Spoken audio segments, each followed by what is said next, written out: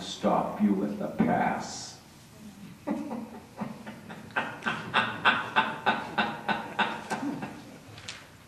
Isn't that wonderful? So I think that's wonderful. That's how concerned God is for his people. They call it discipline. You read the letter to the Hebrews. That God disciplines those whom he loves. If not, we would all be illegitimate.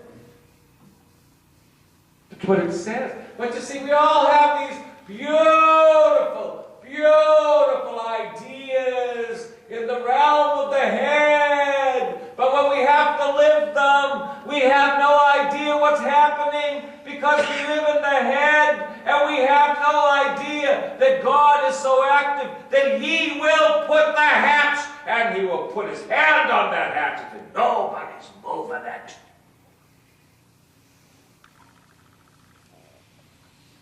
The way it is. Thank you, Lord. See, I think that's great. Because you know why? It prevents me from doing my own thing. It prevents me from going my own way. It prevents me from singing my own song.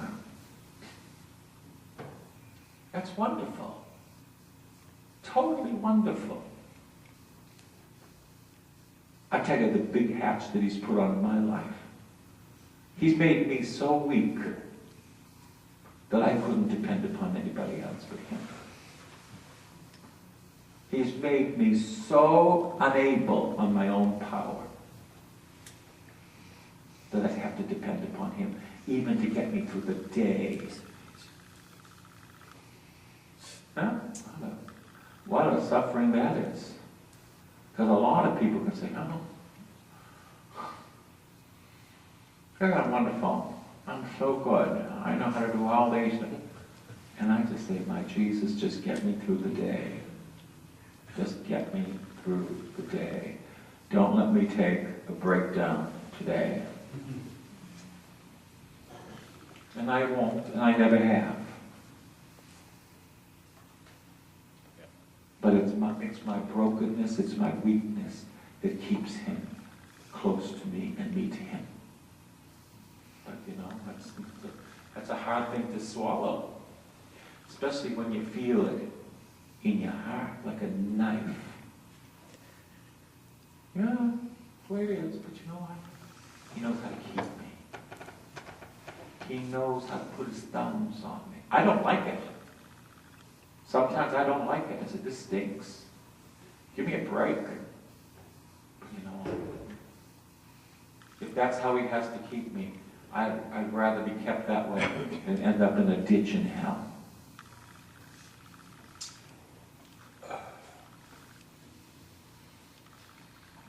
But people would deny that.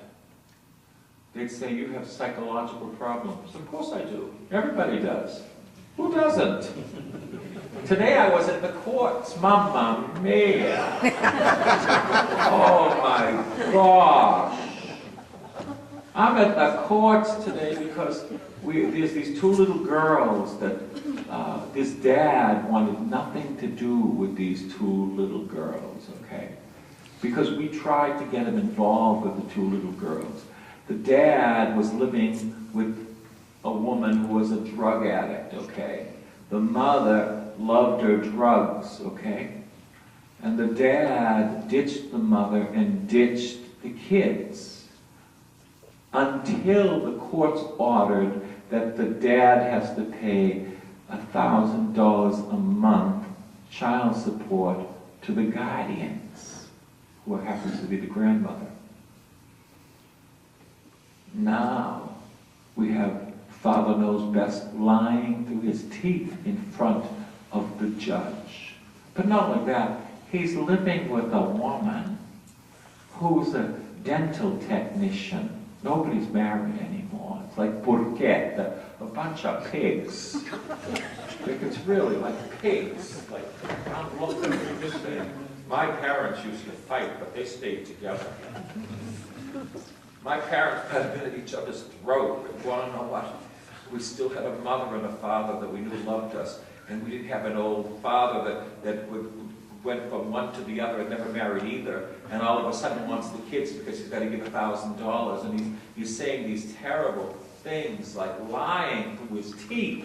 And I'm saying, this is so sick. So sick. Then we had the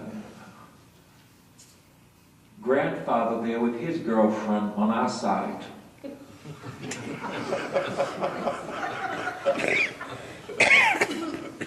Oh my gosh, I really live in another world. This is weird. Like, there's nobody married here.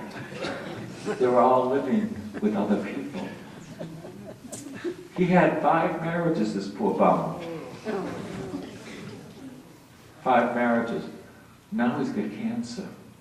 So I prayed over him today for the cancer. He says he's coming to the Holy Rosary. Oh, if he comes, I'll welcome him. But you know what? I don't think so. Things I get a little worse, I think, before he comes to the Holy Rosary. But you see, I'm in the courts and I'm saying, like this is like Peyton Place has nothing on this. Like, as the worm turns, there's nothing on what I'm seeing. This is disgusting. This is porcaria. You know, as the Italians would say, real pork chops. You know, porca miseria, miserable pork, miserable filth. You know, and I'm there going,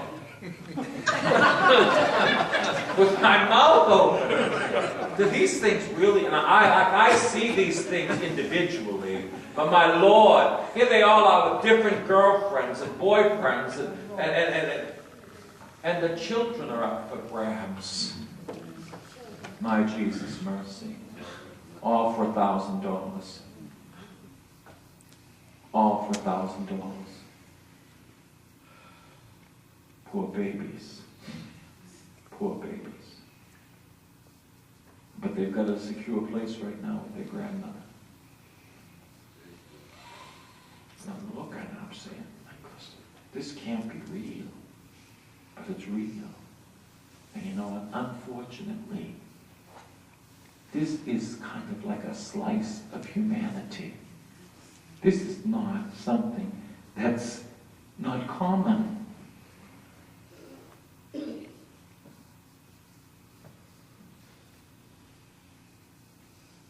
We heard yesterday about the lady living with the monkey.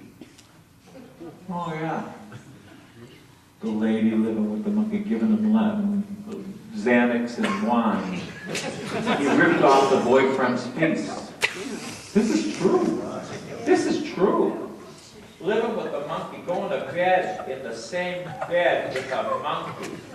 You say, this is true. You say, how disgusting. Have you ever gone to one of these zoos where you have these monkeys? It stinks to high heaven. I went once, I'd never go back again. The smell, mamma mia. But you see, this how can this be? The only monkey story I had was my father's cousin. They had a monkey. And one day the monkey wasn't good. So she got the paddle and she started to hit him on the fanny. Well, the monkey